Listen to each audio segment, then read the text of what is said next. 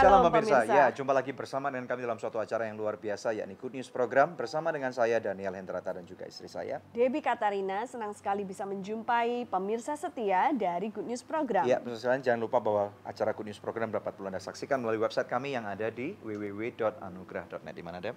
Di www.anugrah.net. Dan bila ada di antara pemirsa yang memerlukan bantuan doa atau konseling, Anda bisa menghubungi kami di nomor-nomor telepon yang tertera di layar kaca pemirsa sekalian. Ya, pemirsa sekalian, kita tahu bahwa di dalam hidup kita kadang-kadang Tuhan mengizinkan masalah itu terjadi. Betul ya, memang masalah kita nggak pernah cari pemirsa sekalian. Namun ada aja masalah satu bertubi-tubi, ada orang bahkan peribahasa yang mengatakan habis jatuh ketimpa tangga. Ya, dan inilah kenyataan kehidupan siapapun kita, ya, apakah kita orang yang lebih berada ataupun kurang berada, berpendidikan ataupun tidak, termasuk orang percaya ataupun orang tidak percaya. Nah, khususnya kepada Anda orang yang sudah percaya, bahkan Anda berkata, Tuhan, aku sudah rajin ke gereja, bahkan aku sudah melakukan apa yang firman Tuhan katakan, tetapi kenapa ada berbagai macam masalah yang kau masih izinkan terjadi, khususnya di dalam misalnya sakit penyakit ya, Deb ya? Ya, betul ya? Betul. Nah, hari ini kita akan membahas mengenai satu topik di mana Tuhan masih bekerja. Ini mungkin bisa diceritakan, Deb, apa yang akan kita katakan? Tema kita hari ini adalah Tuhan masih bekerja. Kita akan mendengarkan kesaksian dari beberapa narasumber bagaimana pada saat mereka mengalami sakit penyakit yang begitu parah, bahkan yang menurut dunia kedokteran seharusnya mematikan, tetapi mereka melihat bagaimana Tuhan masih bekerja hari-hari ini untuk memberikan kesembuhan kepada anak-anaknya yang percaya kepadanya. Untuk paruh yang pertama kami akan menampilkan narasumber yaitu Sari, ya, dan paruh yang kedua kami akan menampilkan sepasang ibu dan anak yaitu Ibu Visi dan putrinya Vanessa. Seperti apa kisah kesaksian mereka, ya, tentunya pemirsa sudah tidak sabar ingin mendengarkannya. Karena itu mari terlebih dahulu kita saksikan satu tayangan video klip yang berikut ini. Sungguh anugerahmu. Setiap orang yang menikah pasti memiliki keinginan untuk dapat memiliki keturunan. Hal ini pula yang diimpikan oleh pasangan Sari dan suaminya. Namun, hal yang tidak disangka terjadi dalam kehidupan Sari. Ia harus mengalami keguguran dan dikuret. Setelah itu, ia mengambil keputusan untuk berobat dan melakukan pengobatan alternatif untuk mendapatkan momongan. Siapa yang mengira hal ini justru berbuntut buruk terhadap kesehatannya, sehingga ia harus mengalami kanker. Proses demi proses harus dilewati demi mendapatkan kesembuhan. Namun pertolongan Tuhan tidak pernah terlambat. Selalu ada hikmah di balik apapun yang terjadi. Sembuhkah Sari dari sakitnya? Saksikan penuturan selengkapnya sesaat lagi hanya di Good News Program. Bulan saya nikah, saya dinyatakan hamil oleh dokter dan tapi memasuki usia kehamilan 10 minggu, janin saya nggak berkembang. Jadi memang harus menjalani kuretase.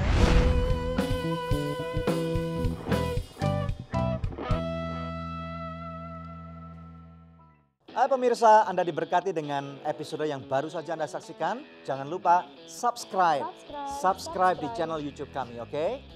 Karena masih ada begitu banyak episode Good News lainnya yang pasti akan memberkati kehidupan Anda.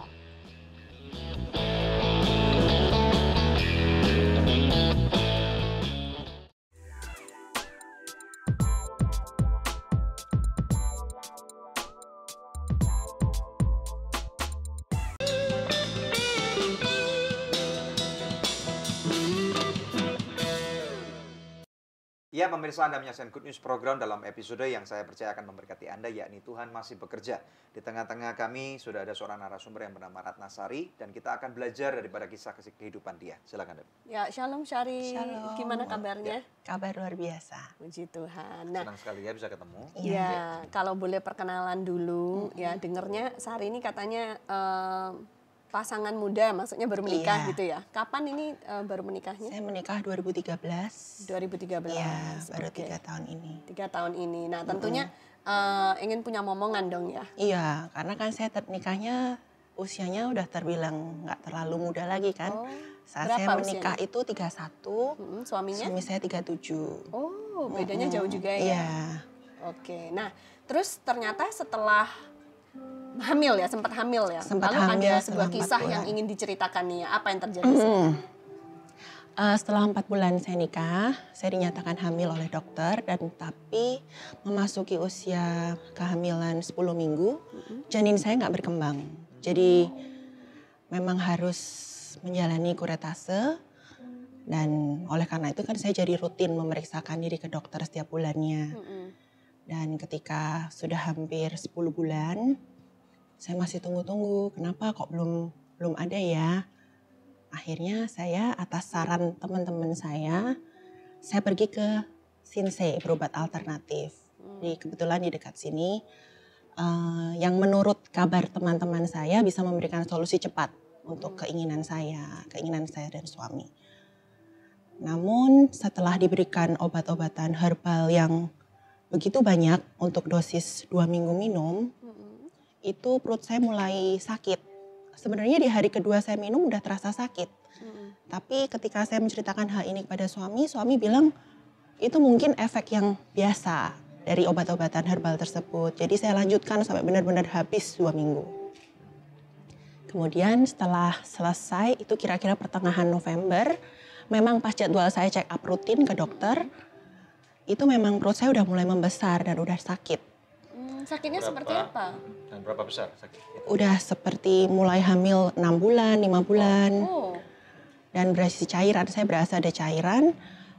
Namun dokter bilang itu hal normal. Karena memang saya diberikan banyak vitamin penyubur juga oleh dokter waktu sebelum saya ke Sinsei itu. Jadi hal ini terjadi normal untuk untuk wanita yang ingin menjalani program kehamilan ya. Nah, apa yang membuat perutnya membesar? Apakah dokter jelaskan? Dokter nggak menjelaskan. Dokter bilang itu proses yang wajar. Nanti sendirinya akan hilang dan telurnya itu mungkin akan mengecil seiring dengan proses menstruasi. Dan itu terjadi lagi di bulan kedua saat perut saya udah mulai membesar lebih dari yang sebelumnya. Dokter bilang itu wajar. Sampai kira-kira 3 bulan kemudian, total 3 bulan dari November itu sampai awal Januari, dokter masih bilang, ini nggak apa-apa. Tapi saya udah nggak kuat itu waktu itu. Saya udah nggak bisa, sakit sekali. Sakitnya seperti apa? Yang terakhir itu awal Januari itu posisinya udah seperti hamil 9 bulan. Iya, saya udah nggak bisa jalan, saya udah nggak bisa beraktivitas, saya udah nggak bisa makan. Dan dokternya bilang ini nggak apa-apa? Nggak apa-apa. Akhirnya saya kan berunding sama keluarga, saya pergi ke Jakarta. Saya berobat di rumah sakit swasta terkenal di Jakarta Pusat. Lagi-lagi dokter di Jakarta mengatakan hal yang sama. Hal ini biasa terjadi, apalagi seperti kayak ikut program bayi tabung. Tapi jadi ini saya disuruh program, kan? enggak. Ya. Jadi saya disuruh tunggu lagi. Tapi semakin hari semakin parah, saya udah nggak bisa. Dan akhirnya setelah 10 hari di rumah sakit, dokter kok mulai curiga kira-kira ini kok ada keganasan atau gimana. Maka saya dirujuk ke onkologi. Dan dokter onkologi di Jakarta sempat bilang sama saya, ini dari hasil USG ya, dan CT scan juga, ini sepertinya cancer tapi stadium awal. Wow. Ceritanya begitu. Dan waktu orang dengar cancer ini kan maksudnya Anda bukan dokter. Iya. Latar belakangnya apa sih? Latar belakang saya sih cuman sarjana bahasa. Oh oke. Jadi bukan dokter kan? Bukan. Kata-kata cancer sebagai manusia perasaannya Wah, gimana? saya sempat yang itu wah, nggak bisa berkata-kata. Saya merasa, wah, hidup saya berakhir nih sampai di sini waktu itu. Terus? Tapi ya satu sisi suami saya selalu membesarkan hati saya, walaupun dia juga kelihatan panik. Tapi ya saya tahu dia berusaha tegar untuk saya waktu itu. Stadium awal kanker apa? Dia bilang nggak? Ovarian. Ovary. Oke, Kanan jadi dan ini kiri. ya, kandung rahim. Ovarian. Indung telur. Oh, indung telurnya. Oke. Nah, kemudian langkah apa yang kamu ambil pada waktu itu? Kita nggak langsung percaya untuk dilakukan operasi secepat mungkin. Lagi-lagi kami sekeluarga berunding untuk kami berangkat ke Singapura untuk mencari second opinion. Setibanya kami di Singapura, alih-alih mendapatkan diagnosa yang lebih baik dari yang di Jakarta, justru dokter di Singapura bilang, saya sudah terkena kanker stadium 3. Wow, jadi bukan stadium awal lagi nih. Udah bukan. Ganas nggak menurut dokter Singapura? ganas dan harus segera di kemoterapi. Oh, wow. Mm-mm. Ya. Nah, kemungkinan kan pasti tanya, kemungkinan untuk bisa punya anak lagi gimana? Udah dari awal dokter Singapura bilang nggak bisa. Ini posisinya indung telur saya udah terlalu besar. Waktu itu diameternya sudah mencapai 15 cm Wow. di kanan dan di kiri. Iya. Jadi harus dikecilkan dulu dengan kemoterapi. Dan itu berarti kan selnya dimatikan semua kan? Selnya dimatikan Wow. semua dan memang harus diangkat setelah itu. Sebagai seorang laki-laki manusia kan, Mm-mm. Anda pasti ingin punya keturunan. Iya pasti. Nah, waktu itu hatimu sendiri bergolaknya seperti apa gitu sebagai seorang wanita? Hati saya ya pertama pasti sedih ya. Karena memang dari awal cita-cita saya kan memang kepingin punya anak yang banyak. Tapi begitu mendengar vonis dokter yang seperti itu, saya mungkin sedikit kesampingkan keinginan saya dan saya lebih fokus saya berdoa kepada Tuhan dan saya ingin sembuh. Udah, yang penting kesembuhan saya dulu Marah aja. nggak? Nangis nggak? Enggak. Ngamuk nggak? Enggak, saya nangis waktu itu. Saya cuma satu kali waktu keluar dari ruang dokter, saya nangis, saya nggak terima. Tapi setelah itu juga saya pasrahkan semua pada Tuhan karena memang saya nggak bisa apa-apa saat itu. Posisinya saya udah nggak bisa ngapa-ngapain. Kamu ceritakan nggak tentang obat-obat herbal dan yang Ceritakan, lain-lain? tapi sepertinya memang kurang didengar karena memang dia lihat hasil terakhirnya. Semua CT scan yang saya bawa dari Jakarta itu sudah parah sekali. Dan dia bilang udah stadium 3 dan ditakutkan adanya penyebaran di kelenjar getah bening terdekat. Oh, wow. Wow. Mm-mm. Oke. Kita akan belajar ya. Oke. Iya, Jadi 3 bulan dokter di Indonesia bilang nggak apa-apa. nggak apa-apa. Seandainya mereka cepat tanggap, Iya. mungkin lebih bisa cepat ditangani ya. Nah, pemirsa, seperti apa kelanjutan kisah dari Sari ya? Kita akan saksikan setelah break yang satu ini, tetap di Good News Program. Dan saya harus menjalani kemoterapi selama 12 kali. Berapa lama itu? Berapa minggu? Kebetulan saya kemonya setiap minggu.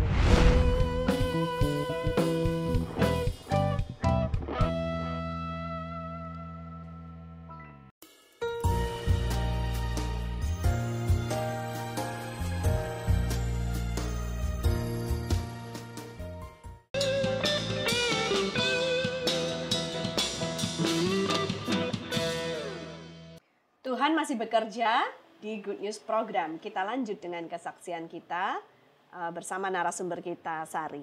Ya, jadi Sari tadi sudah jelaskan bagaimana dokter di Singapura mengkonfirmasi bahwa ada kanker di indung telur ya. Katakan bukan saja stadium awal tapi sudah masuk ke stadium 3 dan ada kemungkinan menyebar ke getah bening terdekat. Nah, perasaan Sari pada waktu itu bagaimana? Apakah ada ketakutan? Apakah bisa melihat masa depan? Saat itu memang saya takut karena memang proses kemoterapi kan juga saya yang dengar dari orang-orang menyakitkan. Tapi saat itu memang kondisi saya yang memang tidak memungkinkan lagi untuk saya harus nangis atau apa. Jadi kebetulan memang saya dikuatkan banyak keluarga, saudara bahwa Tuhan izinkan ini terjadi. Jadi kita hanya tinggal ikuti prosesnya karena Tuhan pasti punya rencana sesudah ini dan melalui dokter-dokternya Tuhan memberikan hikmat kepada mereka untuk menyembuhkan saya. Saya hanya pegang itu saja. Jadi di tengah-tengah kesukaran ini kamu merasa dikuatkan oleh orang-orang sekitar kamu yang memberikan dukungan. Banyak sekali. Tuhan seperti membukakan jalan yang lebar bagi saya. Tuhan mengirimkan orang-orang terbaiknya untuk membantu dan mensupport saya. Misalnya apa? Misalnya ada satu teman suami saya di Semarang yang meminjamkan apartemennya secara cuma-cuma. Di Singapura? Di Singapura. Selama saya menjalani proses pengobatan. Berapa lama itu? 8 bulan. Wow, kalau enggak lumayan ya. Iya. Apartemen di Singapura rata-rata 1.500 sampai 2.000 dolar per bulan ya. Wow, oke. Terus ada satu saudara jauh kami yang berupaya keras untuk mengusahakan pertama waktu saya pergi ke Singapura. Untuk berkonsultasi dengan dokter yang paling ternama di rumah sakit tersebut. Biasanya appointment itu kan perlu 1 sampai 2 bulan sebelumnya kan. Wow. Namun dengan bantuan saudara jauh kami, kurang dari 1 minggu kita udah bisa ketemu dokternya. Ya. Dan juga teman-teman gereja saya di Semarang yang selalu mengunjungi saya silih berganti, mendoakan untuk kesembuhan saya. Dan juga sahabat orang sakit Singapura, Pak Stefanus dan tim yang juga rajin mengunjungi saya dan memberikan berbagai kesaksian kesembuhan. Nah, oke, kembali kepada ini, proses kesembuhannya. Sekarang saya lihat sih kondisi kamu kelihatannya baik nih ya, Iya. kelihatannya normal. Nah, sekarang kondisi kamu bisa diceritakan seperti apa? Kondisi saya sekarang waktu awal saya ke Singapura itu segera dikuras cairannya dan dibiopsi. Ya, Kemudian dari hasil biopsi itu memang betul ada kanker dan saya harus menjalani kemoterapi selama 12 kali. berapa lama itu? Berapa minggu? Kebetulan saya kemonya setiap minggu. Jadi 12 minggu. 12 minggu Berarti 4 berturut-turut. bulan berarti. Iya, tapi tidak selancar itu karena di tengah-tengah proses kemoterapi itu saya mengalami komplikasi infeksi pembuluh darah. Wow. Ada momen-momen sempat ngalami gawat enggak? Dokter mengatakan hidup kamu lagi gawat nih. Ya, waktu infeksi pembuluh darah Itu. itu, dibilang kan ada bakteri di pembuluh darah. Jadi saya harus diopnam selama 3 minggu. Wow. Di sana inpatient selama 3 minggu untuk memantau perkembangan bakteri di pembuluh darah Ya. saya. Dan setelah itu semuanya sembuh, saya kembali menjalani kemoterapi.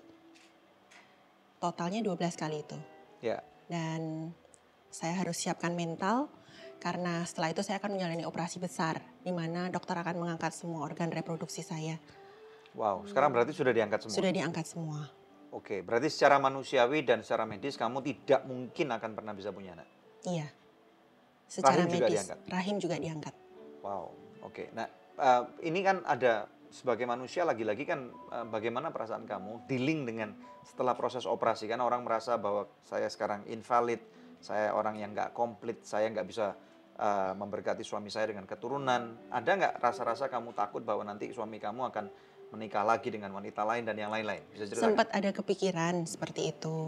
Sempat, apalagi dari teman-teman juga ada yang mengkhawatirkan nantinya setelah ini bagaimana. Tapi dengan saya lihat support suami saya, terus suami saya setiap hari juga selalu menunggu saya di rumah sakit, juga selalu menemani saya kemo. Selain mama saya juga selalu ada di Singapura selama masa pengobatan. Dan suami saya selalu menguatkan. Jadi saya pikir saya tidak perlu mengkhawatirkan hal-hal yang seperti itu. Karena memang saya harus fokus pada kesembuhan saya. Dan saya memang yakin Tuhan pasti memberikan mujizatnya pada saya. Dan sebenarnya mujizat sudah diterima ya, karena dokter bilang ada kemungkinan menyebar ke getah bening terdekat ya atau ke organ-organ yang lain kan. Tapi ternyata pada saat dioperasi apa penemuan dokter? Dokter mengatakan bahwa itu operasi yang sangat besar. Saya diharuskan berolahraga sebelum operasi. Wow. Jadi dia khawatir kondisi saya akan drop setelah operasi. Jadi operasinya itu akan dilaksanakan selama 8 jam kurang lebihnya. Dan dari jadwal pertama operasi akhirnya ditunda mundur 1 minggu karena dokter menyiapkan tim dokter yang lebih besar lagi untuk melihat apakah itu sudah menyebar sampai ke usus besar saya, ke liver, dan getah bening. Tapi puji Tuhan, Tuhan baik, operasinya hanya berlangsung selama 3 jam. Wow. Dan Tuhan, dokter menyatakan tidak ditemukan penyebaran di getah bening. Dan kemudian ada satu dokter yang saya masih ingat, dia bilang sama saya bahwa saya harus berbahagia, saya harus happy. Karena mereka tidak menemukan apa-apa di dalam. Ya, percayakah kamu bahwa Tuhan masih bekerja dalam Oh, hidup? saya sangat percaya. Bisa ceritakan lebih dalam mengenai hal ini? Dari awal hingga akhir, saya merasa semuanya dimudahkan. Apa yang saya takutkan, apa yang kami satu keluarga pikirkan ternyata itu tidak pernah terjadi. Tapi saya selalu dikuatkan oleh orang-orang, teman-teman yang datang, yang selalu bersaksi bahwa kanker ini sebenarnya bisa disembuhkan dari diri kita sendiri. Asal kita percaya bahwa Tuhan adalah dokter di atas segala dokter, bahwa Tuhan pasti menurunkan mujizatnya bagi orang yang percaya. Maka dari situ iman saya setiap harinya semakin tumbuh.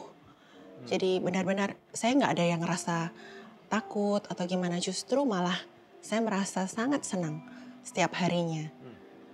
Karena bagaimana mungkin ada orang di luar sana yang tidak sakit yang sama, tapi mereka tidak bisa punya anak. ya, Sama seperti kamu sekarang kan nggak bisa punya anak Iya. secara manusiawi. ya, Nah, apa rencana kalian berdua di dalam mengisi kekosongan hidup kalian untuk manusia bilang tidak bisa punya anak selama usia manusia kata firman Tuhan 70-80 tahun. Apa rencana kalian untuk mengisi hidup ini di dalam childless situation atau nggak punya anak ini? saya selain kami berdua sekarang lebih menghargai hidup. Ya. Kami lebih bersyukur bahwa hari-hari yang kami lalui ini adalah kemurahan Tuhan. Kami percaya bahwa selain kami berdua dijadikan pribadi yang lebih baik, kami akan menjadi saksi Tuhan Yesus untuk mewartakan kebaikannya. Saksi yang hidup. Oleh karena itu, saya rutin mendatangi orang-orang yang sakit. Kami juga rutin pelayanan di gereja. Dan setiap ada yang mengabarkan kepada saya bahwa mungkin ada teman-teman saya di sana yang kurang beruntung atau mungkin masih ada sakit penyakit, saya dengan senang hati untuk mendoakannya. Apakah kalian berencana untuk adopsi anak? Tidak. Tidak berencana untuk adopsi Kami anak. sudah menerima. Jika ini rencana Tuhan, ini yang kita terima. Jadi bisa Selalu bisa menjadi orang tua rohani Iya, buat anak-anak iya. ya. Saya sekarang juga jadi guru sekolah minggu juga. Wow, di gereja apa di Semarang? Di IFGF Semarang. Amazing. Wow, oke, good. Jadi take a look at the bright side. Kamu Yes. bisa honeymoon setiap bulan dengan suami kamu. Iya. Oke, berarti hubungan semua dengan suami sekarang sudah dipulihkan oleh Semuanya Tuhan. jadi lebih erat, Ya, semuanya jadi lebih baik. Tuhan pulihkan semua. Mungkin kalau dulu kita sering berantem. Tapi dengan adanya peristiwa ini saya jadi menghargai, selain menghargai hidup, saya menghargai semua pengorbanannya, juga keluarga besar. Kami semua sekarang berpikirnya berbeda. Jadi kami semua menghargai hidup dan kesehatan adalah yang utama. Wow. well, Terima kasih kasih. kesaksiannya Sari. Sama-sama. Luar biasa. Ya. Oke, ya, pemirsa sekalian, kita tahu bahwa dalam hidup percayalah bahwa Tuhan masih bekerja. Nah, kita sudah mendengarkan kehidupan daripada Sari. Nah, nanti setelah ini kita akan mendengarkan ada seorang artis yang akan memberikan pujian, penyembahan kepada Tuhan, dan kita ingin tahu juga apa yang terjadi dengan kehidupannya. Dan kemudian saya percaya dalam kehidupan Anda pun Tuhan memang benar sedang bekerja. Jangan kemana-mana, hanya di Good News Program.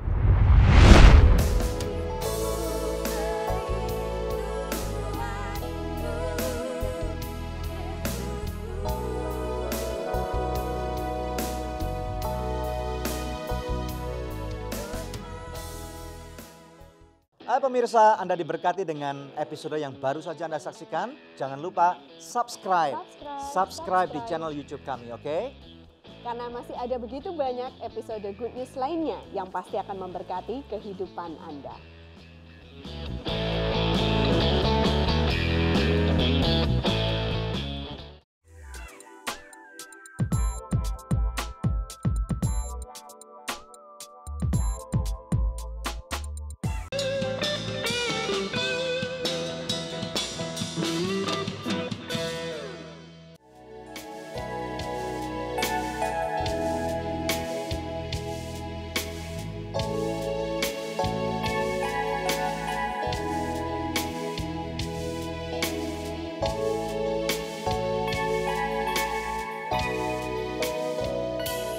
Tak ternilai korban salibmu,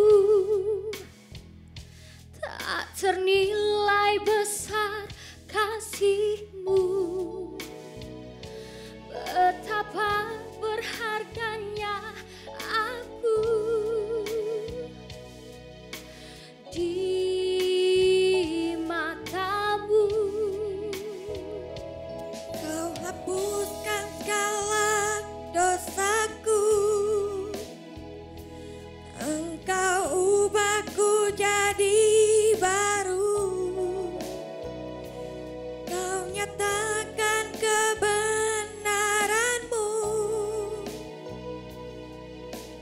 dalam hidupku. Tuhan, ku mau bersekutu denganmu. Itu kerinduanku, Yesusku.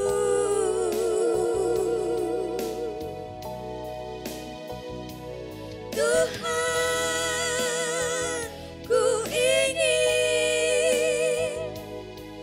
tenggelam dalam cintamu, menikmati kasihmu di dalam hadiratmu.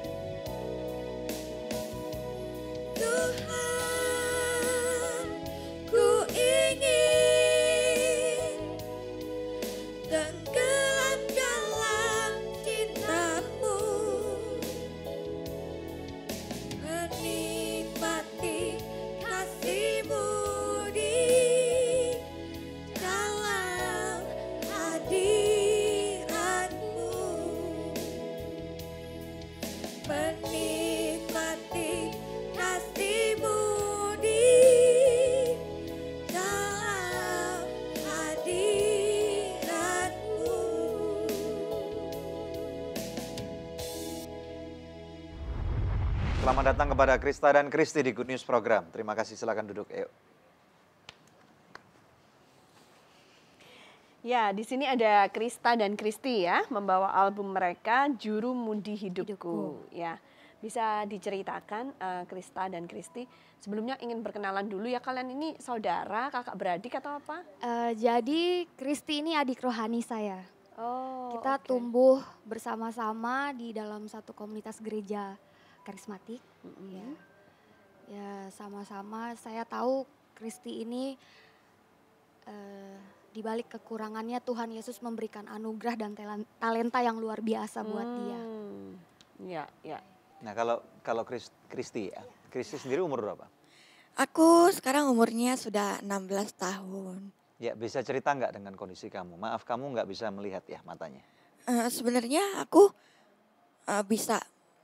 belum bisa melihat dengan jelas. Tapi Tuhan memberikan aku penglihatan, aku jadi bisa melihat cahaya gelap terangnya gitu. Oh, gelap terang bisa Atau- tahu. Ya, dulunya aku hanya bisa melihat gelap dan terang. Tapi Tuhan kasih saya lagi bisa melihat, jadi lampunya itu bergerak ke depan, ke belakang, depan, belakang, gelap, terang, Jadi seperti bukan itu. totally gelap hitam gitu enggak ya? Dulu iya, tapi sekarang puji Tuhan sudah bisa merangsang cahaya sinar. Oke. Nah, sebenarnya apa yang terjadi dengan Kristi? Bisa cerita nggak? Ya. Yang terjadi sehingga matanya seperti ini kenapa? Dari lahir. Oh, Dari jadi lahir. bawaan Dari lahir. Iya. Oke. Ya, oke. Puji Tuhan. Nah, namanya juga mirip kan ya, Krista sama Kristi gitu. Orang kira anak kembar atau apa gitu. Nah, Iya, benar. oke. Bisa ceritakan tentang pembuatan album ini sendiri bagaimana? Kok bisa sampai Krista sama Kristi punya cita-cita, yuk kita bikin album bareng-bareng yuk gitu. Ya, pertama kami itu kan di gereja sama-sama melayani. Dan waktu itu saya menang lomba cipta lagu rohani se-Jakarta. Dan dia mengikuti satu ajang pencarian bakat di Indonesia ini, se-Indonesia, dan dia masuk final. Lalu Kristi ini dia audisinya pianis klasik dia. Oh, Piano klasik. Wow. Dari oke. kecil dia hobinya main piano, Jadi dia diaudisi di salah satu TV swasta. Lalu dari Indonesia dia dipilih untuk mewakili Indonesia ke Asia. Wow. Oh, oke. Jadi dia termasuk finalis Asia. Iya. Wow. Jadi Prestasinya waktu itu dalam bagus ya.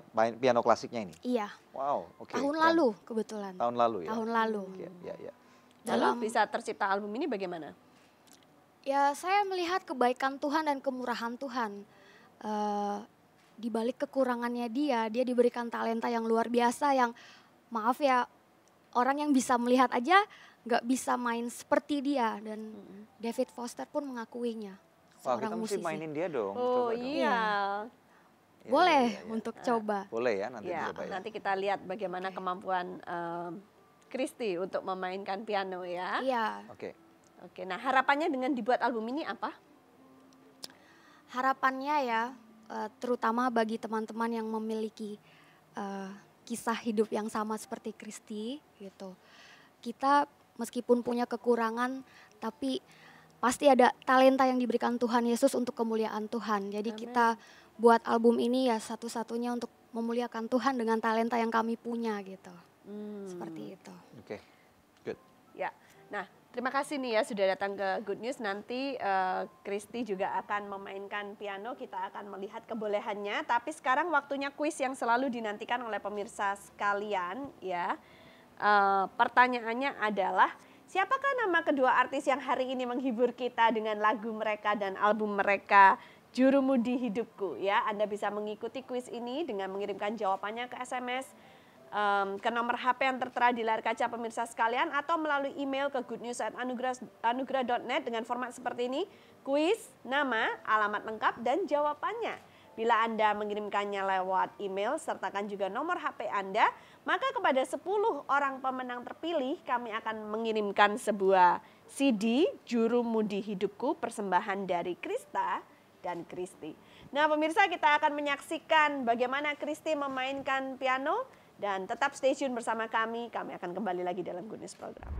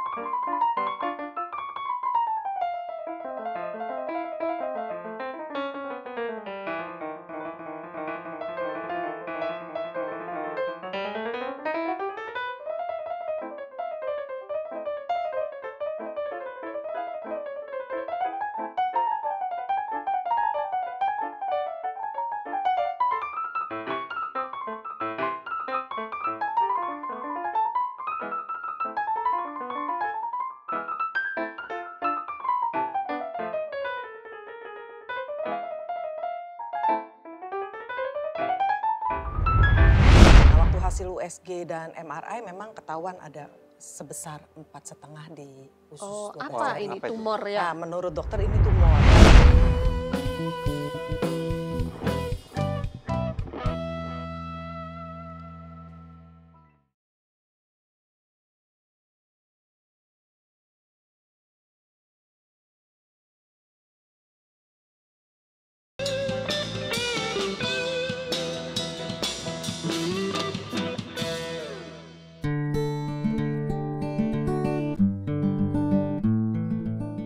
Tidak ada satu hal pun yang terjadi di kehidupan kita sebagai orang percaya yang merupakan hal sia-sia. Setiap kejadian dalam hidup kita pasti ada maksud Tuhan di dalamnya. Seperti yang tertulis dalam Roma 8 ayat 28, kita tahu sekarang bahwa Allah turut bekerja dalam segala sesuatu untuk mendatangkan kebaikan bagi mereka yang mengasihi Dia. Itu pun yang dialami oleh Vanessa. Gadis kecil berusia 11 tahun ini harus mengalami operasi demi operasi dan kemoterapi akibat tumor ganas getah bening yang menyumbat usus 12 jarinya. Melewati hari demi hari tanpa dapat menikmati makanan ataupun minuman dan harus dirawat di rumah sakit tanpa bisa bermain bebas seperti anak-anak lainnya. Namun Vanessa dan visi ibunya senantiasa percaya bahwa Tuhan dapat memberikan mujizat kesembuhan selama mereka tetap percaya. Bagaimana kisah Vanessa selanjutnya? Saksikan kesaksian selengkapnya dari Vanessa dan ibunya Visi hanya di Good News Program. Satu tayangan video klip yang luar biasa telah kita saksikan bersama, dan di studio telah hadir baik Ibu Visi maupun putrinya Vanessa. Shalom, apa kabarnya? Wow, senang nih ada Ibu Visi dan Vanessa yang akan bagikan kesaksian ya. Nah, kesaksian kalian ini dimulai di awal tahun 2016 ya. Nah, Ibu Visi dulu bisa ceritakan apa yang terjadi di awal tahun tersebut? Iya. Puji Tuhan, jadi waktu tanggal 15 Januari 2016 awal tahun, Vanessa waktu pulang sekolah, tiba-tiba dia muntah-muntah terus menerus gitu. Saya juga bingung karena memang gak ada gejala apa-apa sebelumnya. Jadi saya pikir pertamanya awalnya dia cuma masuk angin gitu. Tapi sampai siang sampai malam itu terus menerus muntah gak berhenti. Terus udah berupa air gitu. Jadi karena saya takut dia, terus masalahnya dia gak bisa makan dan minum sama sekali. Even satu sendok kecil juga gak bisa gitu. Selalu muntah lagi, muntah lagi. Jadi karena saya takut dia dehidrasi, akhirnya saya bawa dia ke rumah sakit terdekat di rumah. Jadi untuk pertolongan pertama dulu, pas masuk sana, besok paginya ketemu dokter anaknya. Dokter anaknya waktu USG segala macam diagnosanya radang lambung. Bilangnya radang lambung. Jadi dia bilang ibu perlu opname untuk beberapa hari. Jadi kami putuskan opname. Tapi setelah 3 hari, jadi waktu itu kami masuk hari Jumat. Kasih obat antibiotik sampai hari Minggu tidak ada perubahan apa-apa. Tetap muntah terus? Tetap muntah terus, even udah warna hijau seperti lumut. Satu kantung, satu kantung. Jadi sekali kamu salah makan nak atau apa? Enggak. Enggak. Rasanya gimana waktu tiba-tiba kamu sakit? aja. Rada sakit sih. Sakit banget Ya, di mananya? tapi perut? nggak sakit sih, cuman kayak enak banget gitu. Enak banget. Ya Oke. mau muntah-muntah terus. Oh wow. Terus. Dan itu pada usia berapa tahun itu? 10 tahun. 10 tahun. Jadi waktu itu awal tahun 10 ini ya. awal tahun Lalu? ini. Nah setelah itu dokter bilang ini kelihatannya nggak ada kemajuan gitu. Padahal ini udah kasih antibiotik untuk radang lambung ya. Jadi kelihatannya ini ada masalah di usus 12 jarinya. Dokter anaknya bilang begitu. Jadi mesti dicek lebih lanjut. Jadi akhirnya kami kontak salah satu ahli gastro anak itu di salah satu rumah sakit di Jakarta Selatan. Jadi kami putuskan untuk pindahkan Vanessa ke sana. Jadi mungkin juga alat-alat yang lengkap segala macam. Jadi hari Senin pagi kami berangkat ke sana bawa Vanessa ke rumah sakit situ. Nah sampai sana dokter langsung melakukan tindakan pertama yang namanya bariumil. Jadi bariumil itu kayak masukkan cairan kontras ke dalam tubuh Vanessa di foto. Nah itu memang kelihatan cairan tidak turun. Oh, ada sumbatan Ada gitu. sumbatan. Jadi dokter bilang ini cairan tidak turun. Dia bilang, jadi ini ada something di usus 12 jarinya. Akhirnya dilakukan lagi kebesokannya MRI, USG, sama satu namanya endoskopi gitu. Nah waktu hasil USG dan MRI memang ketahuan ada sebesar 4,5 di usus. Oh, 12 apa jari. ini tumor ya? Nah, menurut dokter ini tumor. Nah, itu tumornya jelas waktu hasil endoskopi. Hasil endoskopi kan kelihatan Di itu foto karena dari video dalam nih ya. ya, iya. Saya juga video, saya lihat semua. wow. Ini besar sekali. Jadi dokter setelah hasil endoskopi keluar, endoskopinya hasilnya keluar, dokter panggil saya. Dia bilang, "Ibu, ini Vanessa itu ada tumor." Dia bilang. Dia tunjukin saya fotonya. Saya sebenarnya sudah lihat juga di video. Itu cuma dia bilang ini permukaannya licin. Halus dan warnanya merah. Mestinya menurut dokter ini tumor biasa, dia bilang tidak bahaya, nggak bahaya. karena dilihat dari bentuk dan warnanya ya, dia bilang. Cuman ini masalahnya memang dia ngeblok di usus 12 jari. Tadi saya juga coba semprot waktu endoskopi, air juga nggak bisa masuk. Makanya Vanessa nggak bisa minum, nggak bisa makan. Jadi itu usus ada yang ngeblok gitu jadi nggak bisa Iya. ya. Loh, Nggak bisa tapi turun, nggak bisa dicek. Kan selama ini kalau misalnya secara logika kan itu dia tiba-tiba aja hari itu. Kenapa? Tiba-tiba aja hari itu dia muntah-muntah. Sebelum itu nggak ada Nah, sebelumnya gejala nggak ada apa-apa. Oke. Gitu. Oh, lah, menurut dokter kira-kira apa Nah, penyebabnya? justru itu dokter sendiri juga tanya saya, ini anak ada gejala apa sebelumnya? Saya bilang nggak ada dok, kalau ada gejala mungkin kan kita sebelumnya dia sering sakit perut, mungkin kita udah cek dari pertama. Padahal nggak pernah Tidak tuh pernah ya. sama sekali. Jadi BAB apa semuanya lancar nih biasanya. hari itu berarti nggak bisa BAB juga. Pas karena- hari itu aja tiba-tiba iya, gitu. betul Oke, gitu oke. loh. Jadi, Lalu apa yang disarankan dokter nah, untuk menangani? jadi dokter bilang ini cuma case-nya agak jarang karena Vanessa itu kan baru umur 10 tahun. Ya. Masa tiba-tiba ada 4,5 tumor gitu. Ya. Terus letaknya juga di usus 12 jari. Jadi saya bilang dokter mestinya gimana? Ini jalan satu-satunya hanya operasi, angkat. Kalau nggak Vanessa nggak akan bisa makan dan minum. Karena total berarti hari itu Vanessa udah nggak makan nggak minum 1 minggu. Itu berarti udah diinfus total tuh? Infus, cuma andalin infus aja. Lemes nggak kamu waktu itu? Lemes banget. Lemes banget? Iya. Oke. Lemes sih sebenarnya nggak begitu sih. Cuman rada sakit dikit doang. Iya. Oke. Ya.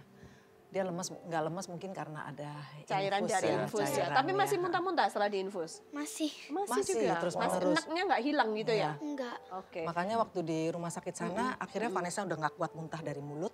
Dia masuk selang. Masukin selang, jadi dikuras? otomatis. Dikuras dari selangnya. Iya, jadi Oke. satu kantung Lalu seperti jadi itu. dokter menyarankan operasi. Operasi. Akhirnya Vanessa ini sempat dioperasi. Iya, gitu, jadi di itu Jakarta. kan Di Jakarta? Iya di Jakarta. Jadi kan waktu itu hari Selasa dokter putusin mau operasi enggak. Saya hari Kamis saya bilang oke, kita operasi gitu loh. Nah, setelah hari Kamis dioperasi, Apa yang terjadi ini? iya sebenarnya Vanessa sih seneng gitu dia dioperasi karena dia udah nggak makan minum. Dia bilang mami aku Pengen jadi makan minum. Senangnya gimana? Iya. Hore, aku dioperasi Iya, gitu. seneng banget Gitu. Iya. Iya benar dokter pun bilang gitu. Sudah rindu makan minum dia. Iya. Nah, Waktu itu pengen makan apa kamu? Waktu itu mau makan bakso sama sosis. Tapi pada setelah itu saat dioperasi. dioperasi, Iya. ini apa yang Nah, terjadi? waktu operasi tiba-tiba tengah operasi saya dipanggil sama dokter masuk. Saya itu udah takut curiga ini ada apa nih kok tengah operasi saya dipanggil ke dalam gitu. Jadi dokter kasih saya lihat. Waktu itu saya lihat Vanessa udah terbaring, bius total ini udah dibelah, Hah? udah dibedah. Lihat perutnya Iya. dibelah gitu. Oh, no. Makanya saya Terus? kaget. Nah, Saya- sebentar. Kita break dulu Iya. ya. Oke, pemirsa sekalian, ini ada sesuatu yang seru nih ya. Karena itu kita akan mendengarkan dulu ada sesuatu yang mau lewat. Setelah itu kita akan mendengarkan dokternya ngomong apa nih. Jangan kemana-mana, hanya di Good News Program. Sejak Singapura, semua penyakit aku udah nggak ada.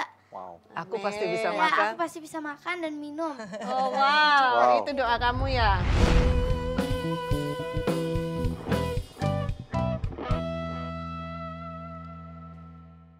Hai pemirsa, Anda diberkati dengan episode yang baru saja Anda saksikan. Jangan lupa subscribe di channel YouTube kami, oke? Karena masih ada begitu banyak episode Good News lainnya yang pasti akan memberkati kehidupan Anda.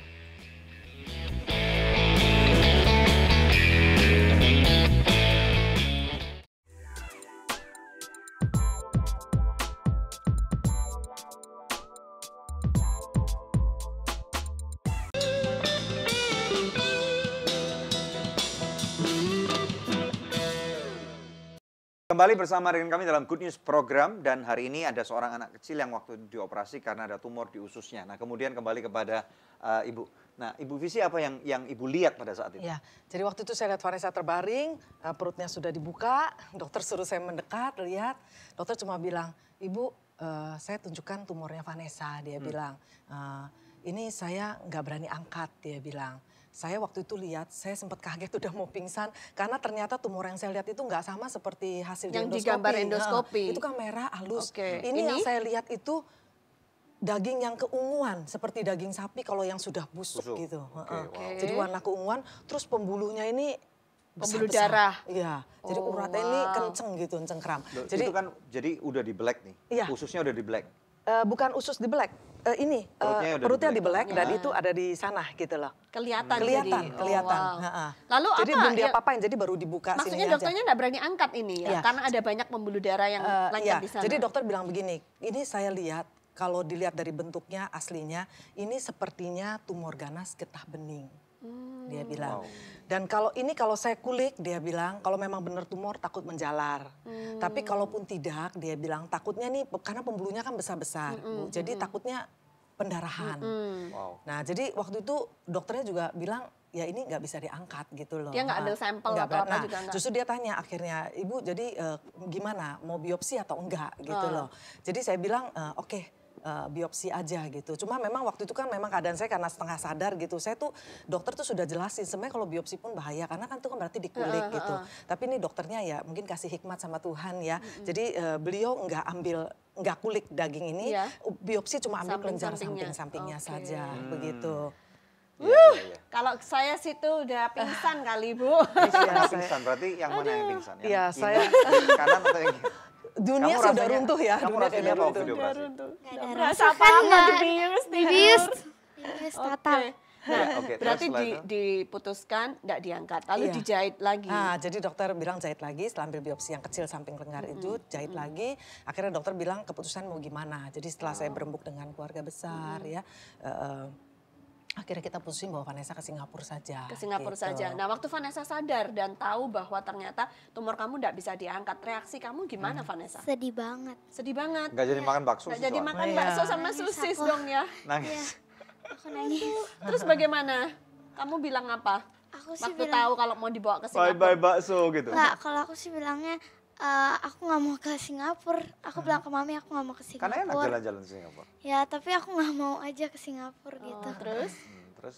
Terus tapi kata mami ya emang harus ke Singapura. Jadi ya udahlah.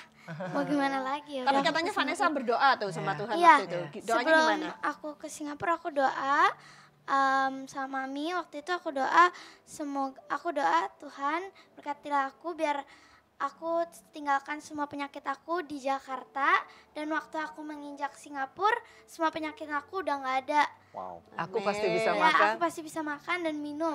Oh wow, Wow. itu doa kamu ya. Iya. Nah, oke, terus selanjutnya Iya. pada saat Iya. sampai di Singapura Iya, apa yang terjadi? Waktu ke Singapura masih bisa pergi sendiri, nggak perlu naik pesawat khusus enggak, nggak kan? ada. Oke. Jadi saya sebenarnya waktu itu sudah nggak bisa berpikir, saya ke dokter siapa saya juga masih belum tahu gimana caranya. Nah ini puji Tuhan, Tuhan juga ada satu jemaat yang memang mereka membantu mereka dari awal gitu ya. Jadi proses evakuasi semua dia yang ngatur gitu loh. Mulai dari dokter ya semua untuk flight komersialnya semuanya diatur semua sampai kita tiba di Singapura. Sebenarnya waktu Vanessa berdoa tuh saya menangis gitu loh. Karena dia bilang sejak Singapura dia bisa makan dan minum. Sebenarnya iman saya itu belum mencapai sana. Karena Mana saya mungkin, tahu gitu. ya, karena prosesnya ini kan prosesnya itu kan mesti dari awal. Tapi saya coba satuin iman dengan dia gitu ya.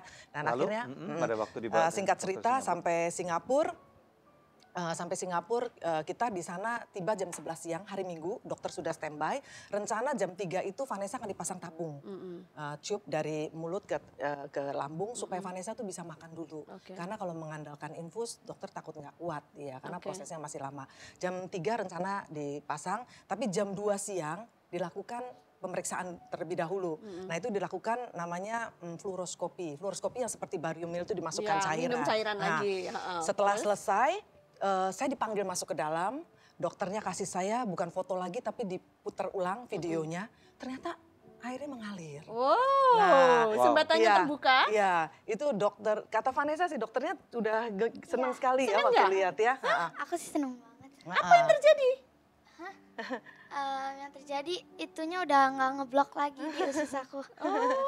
Jadi dokter kasih lihat itu air cairan sudah bisa masuk, dia bilang berarti ini misteri.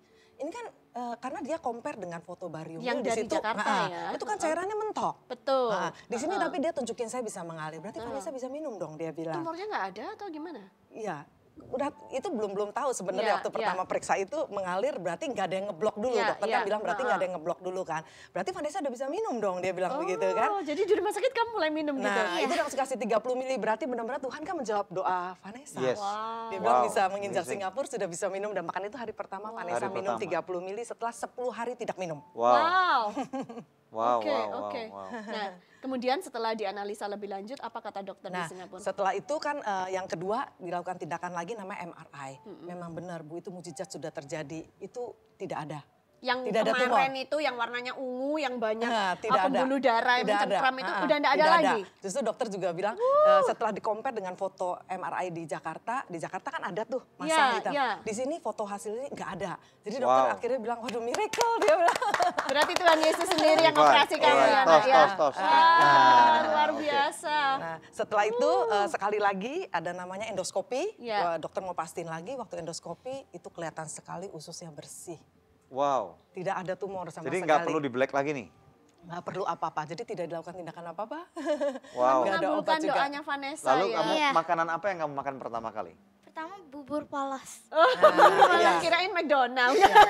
Kan dia total berarti 12 hari nggak makan ya. Jadi dikasih bubur. Harus yang ini lunak-lunak dulu. Lunak-lunak dulu. Akhirnya berapa hari di Singapura? Nah setelah kita periksa, dokter suruh 1 minggu pulang dulu. Kebetulan my sister kan di sana. Jadi kita istirahat di rumah dulu.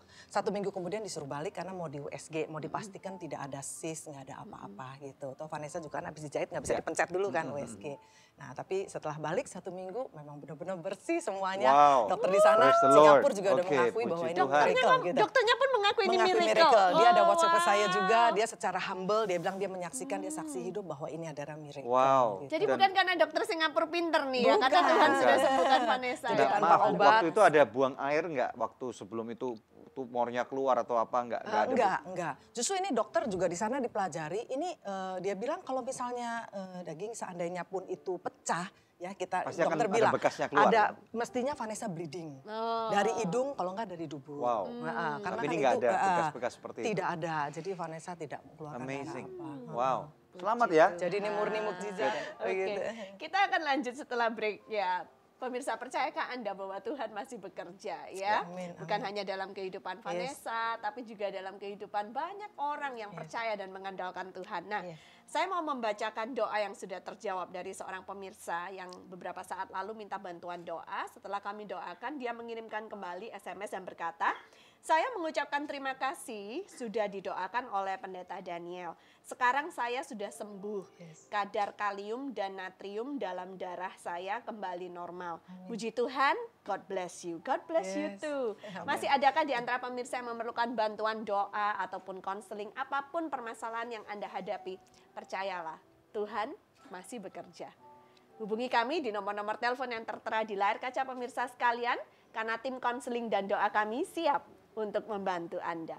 Tetap bersama dengan kami pemirsa, kami akan kembali lagi dalam Good News program. Banyak lagi.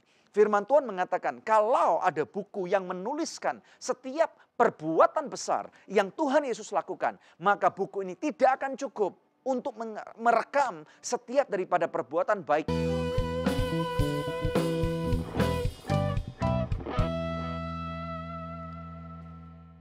Hai pemirsa, Anda diberkati dengan episode yang baru saja Anda saksikan. Jangan lupa subscribe di channel YouTube kami, oke? Karena masih ada begitu banyak episode Good News lainnya yang pasti akan memberkati kehidupan Anda.